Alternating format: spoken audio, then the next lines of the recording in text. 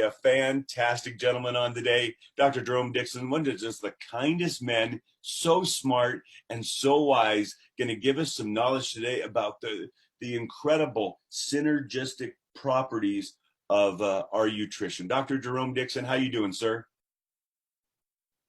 Oh, we got you on mute. We got you on mute. Let me make sure. There you go, Craig. There we go. I got you. Thank you, sir. I had myself on mute. I forgot. No problem. Good morning. All right. Good morning, everybody. Good morning, Craig. So let me take it and run with it, Craig. So first, let me just say thank you. Thank you for having me on. Thanks, Ron and the whole corporate team, because I think everybody on the call really needs to remember that without you, we wouldn't be able to do what we're doing. And I'm kind of humbled and honored to be part of this team, because there's no doubt in my mind that Uforia is out there and they're focused on changing healthcare in America as well as the world as we move forward. So I'm passionate about this. Anybody that's ever talked to me on the phone or just in person, they know that I can talk about this topic for hours. So I'm going to try to do something that I don't do easily, and that's kind of keep it tight and focused. And I'm going to focus on a couple things. First, I'm going to talk about my passion and why I'm passionate about this, because I think it's important so people can understand why I've been involved with this project for over 10 years. And then I'm going to talk a little bit about the CoQ10 SNP variation. And I picked that one because I think it's very easy for people to understand and grasp what we're doing. And as I explain it, it'll be easy for you to carry that one on and explain the interconnectedness of our U panel to everybody that you meet with this technology. So let's get started. So I'm really passionate because my life is about helping others as a physician. You know, healthcare and health are my goals in life, as well as personally, as well as for all my patients. The science of nutrition, I've been involved with the science of nutrition since the 70s. That's when I started college. And back then, the American Medical Association, as well as the US government, their public policy statement was there is no diet and disease connection, period. All of us on the call right now understand in the Zoom right now, they know that that's an obviously misstatement that happened 30, 40 years ago. That's okay. Science moves forward, and that's what we're here to talk about. And so what really excites me is the genetic scientists are just advancing leaps and bounds in this technology, along with the nutrition scientists. And they meshed it in a form called Nutrigenomics, which is a concept of studying both your genetics and studying the nutritional needs of the cell based on their genetics. That term nutrigenomics is fairly a new term. The concept, we knew that it was always there. We just didn't have the technology until the Human Genome Project was completed that we could actually move forward. So what's different about Uforia? Well, I'm excited because Uforia brings something to the marketplace that has never been there before. And that's a panel of actionable SNPs, what we affectionately call the Swiss Army panel. It truly is a panel that we thought about and decided of the over 600,000 SNP variations that we collect when we collect a swab sample from people. These are the ones that we found were the most powerful, the most, what we call our heavy hitters, because they affect every cell in your body. They affect the body's efficiency on how it runs and manufactures energy.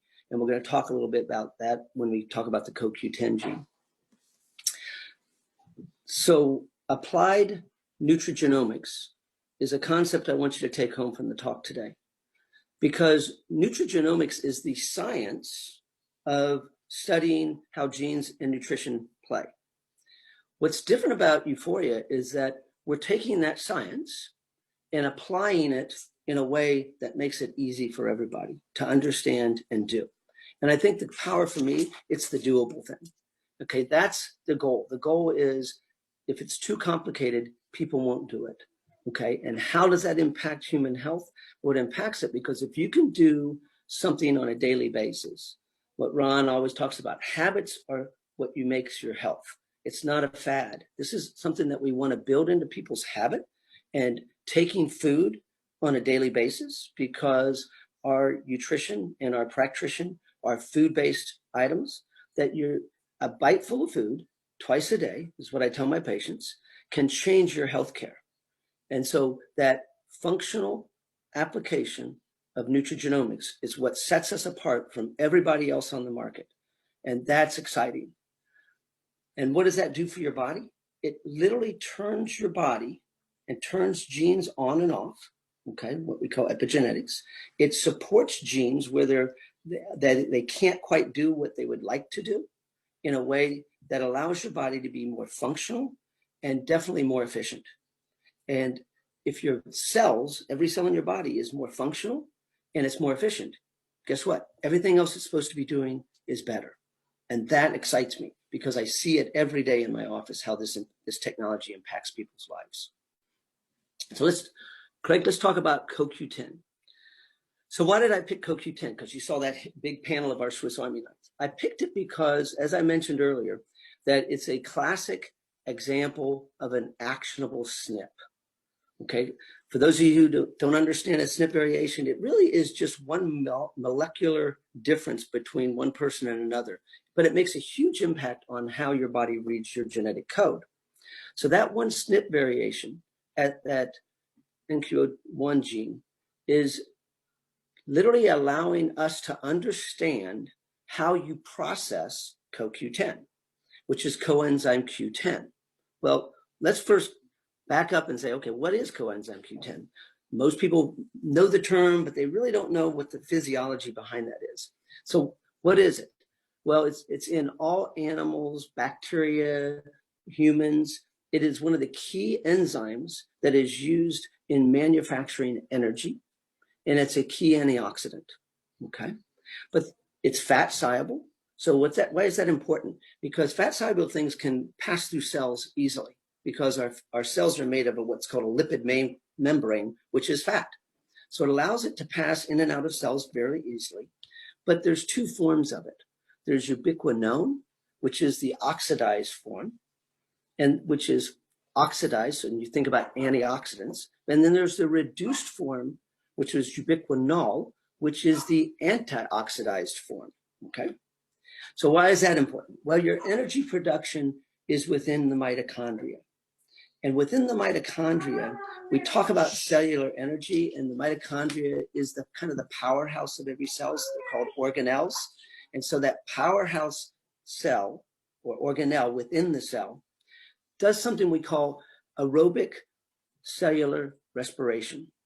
Aerobic cellular respiration. So let's break it down. So it's oxygen, aerobic, and respiration, meaning the cells breathe. They breathe oxygen. And what do they do with the oxygen? Oxygen is our key energy producer. It's why it's the key nutrient in the human body. I have always considered oxygen your number one nutrient, because you can't live but a few minutes without it. And what does that run? It runs a system called the electron transport system, or a lot of people know it as the Krebs cycle.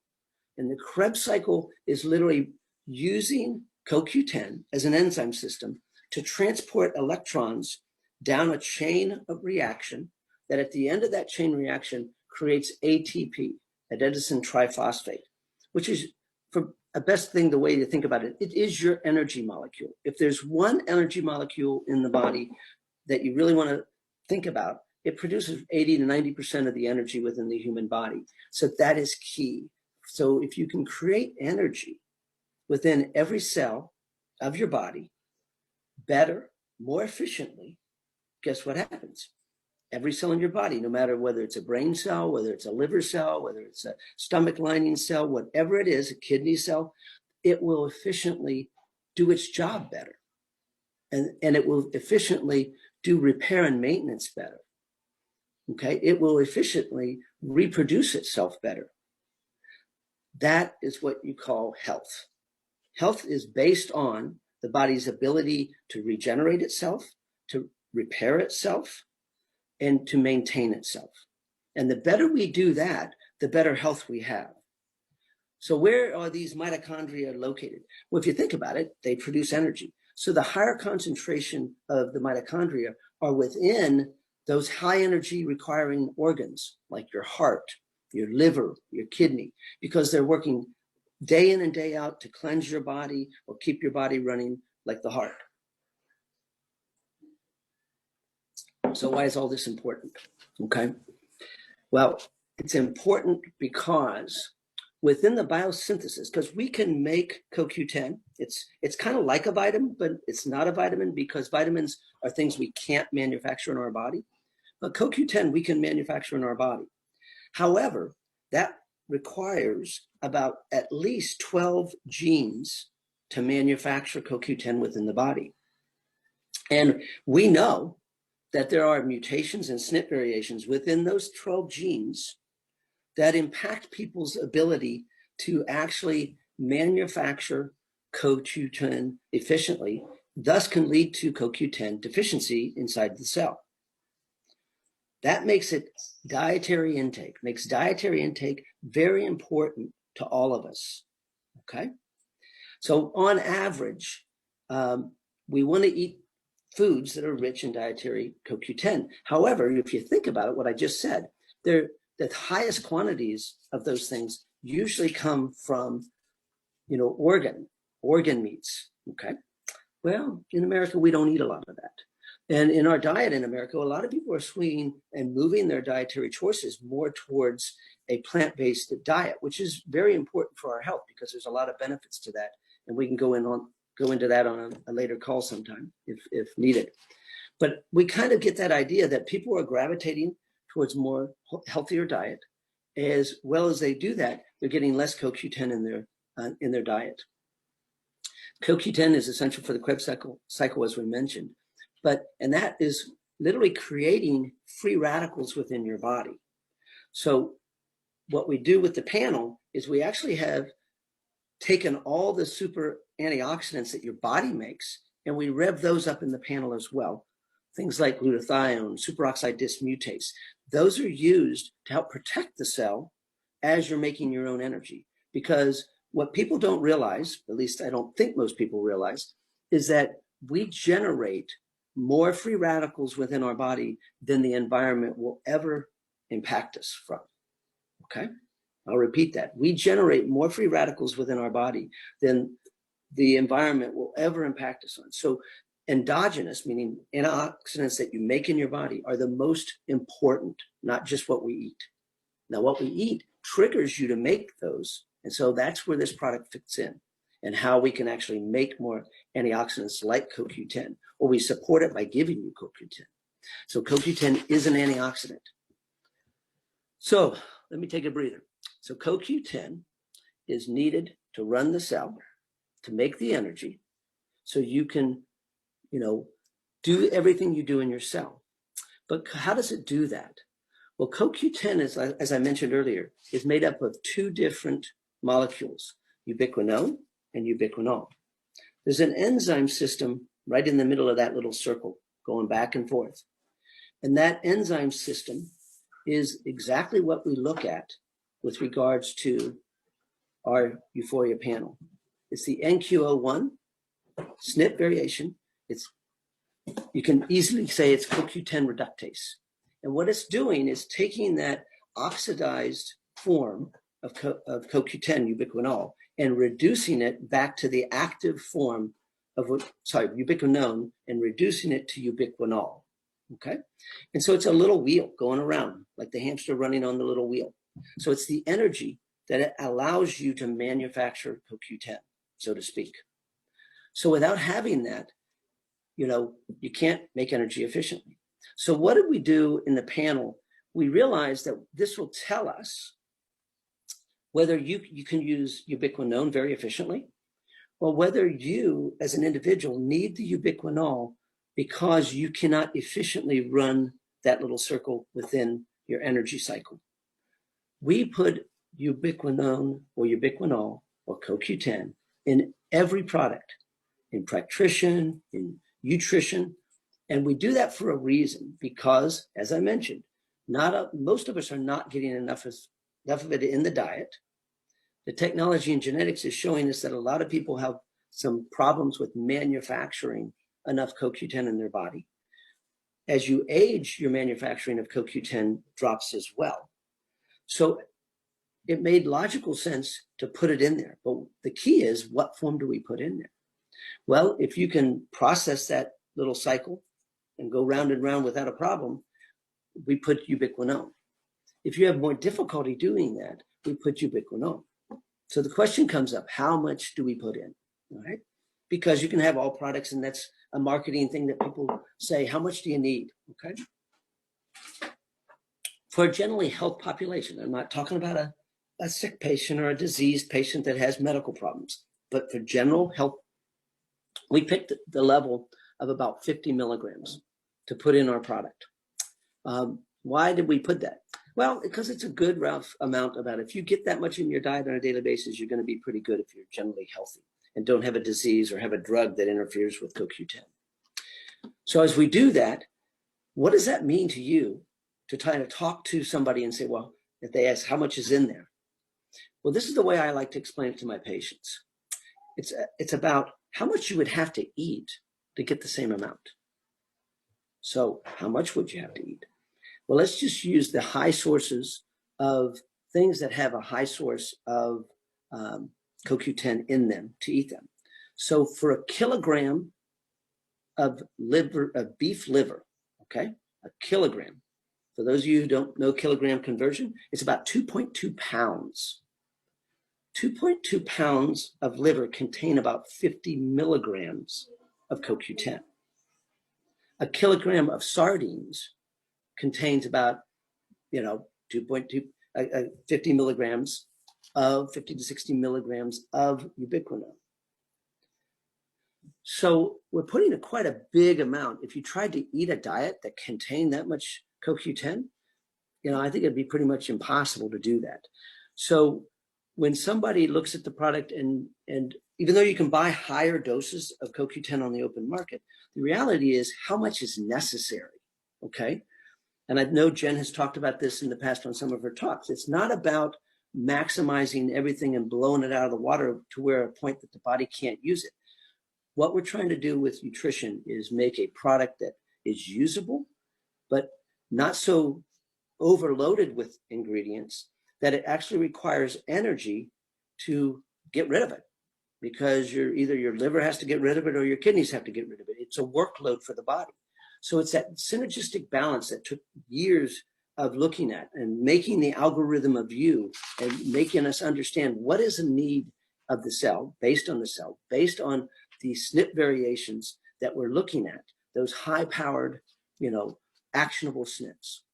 So in closing, proper CoQ10 supply and functional metabolism, that's what it's about. It's about you have to get enough supply. And what does it do for you? It improves your functional metabolism of every cell in your body. So you can produce more energy in your body. And how do these relate to each other?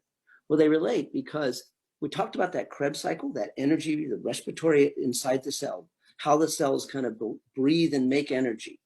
Well, if you can see the ATP5C1 gene on the list there, that is to make, it's actually an enzyme system. It's mitochondrial ATP synthase. It's in that cycle as well. Then you look at I mentioned that this is an antioxidant, but you need other antioxidants because you're creating all these free radicals that you make ATP with. So we have, the SOD2 gene, and we have the glutathione gene, the GSTP1 gene. Those are important because they create an antioxidant environment within your cell that protects the cell from itself. Think of the mitochondria as this little furnace, and it's burning hot to make energy. Well, those antioxidants that you make inside the cell protect that cell from destroying itself. In fact, the cell is so smart that if you don't have enough antioxidant ability inside the cell will naturally downregulate energy production, because if it doesn't, it will destroy itself. So by boosting our ability within the cell using our SNP variations to boost the cell's antioxidant ability to manufacture antioxidants and to absorb antioxidants, we allow the cell to maximize its energy production so it can maximize its production on whatever it's supposed to be doing in your body to keep your body healthy. It's all about health. And that U panel, that actionable SNP panel, is bar none, in my opinion, the best panel I've ever seen and created, because they're heavy hitters. They work together synergistically in a way that they help the body heal itself. Another way is just think about how we detox our body. The epoxide gene, which is the EPHX1 gene on the list, which it's a microsomal, epoxide hydroxylase gene. And so you're making this enzyme system that helps you detoxify things. But if you don't have enough energy, guess what? You can't manufacture that well and you can't detoxify well. But as soon as you crank up the energy system, your detoxification system does better. Basically everything in your body does better. So the real question is, why this company? Why Uforia? And why now? And more importantly to me, why you? And think about why you. And do you want optimal nutrition, number one? Because I tell everybody, the first step is do it for yourself.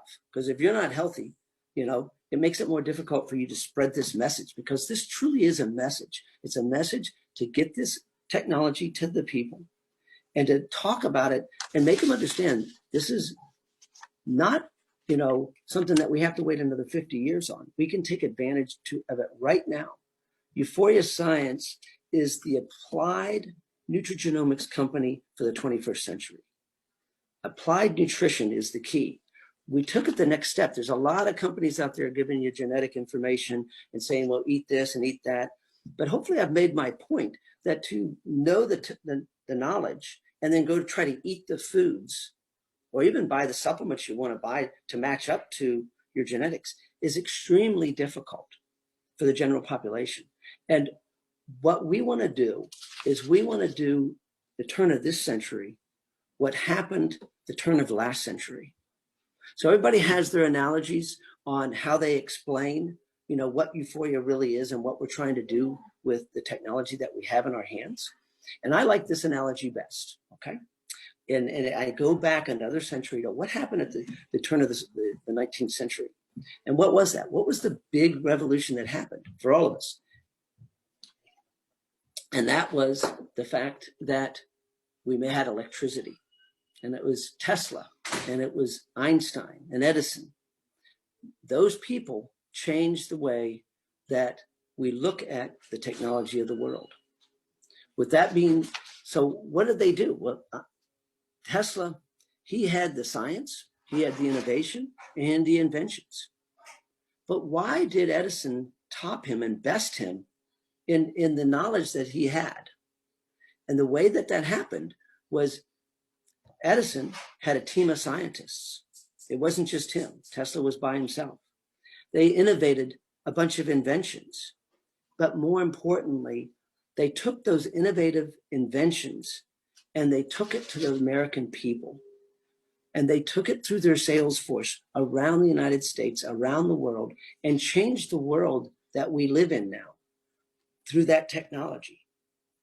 That's my vision for Uforia. That should be your vision for Uforia, that we have the technology and we have the ability to bring this to everybody's home, to everybody in America, and actually change the landscape of health in America and the world. So with that, Craig, I'm going to